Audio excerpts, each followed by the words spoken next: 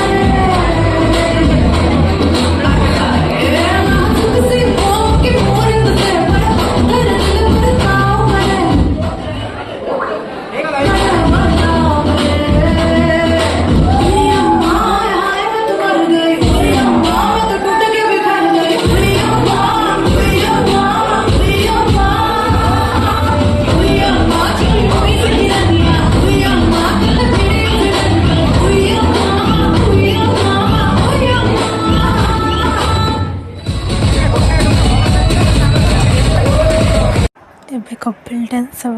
ଚାଲନ୍ତୁ ଦେଖିବା ବିଶ୍ୱ କେମିତି ନାଚୁଛି।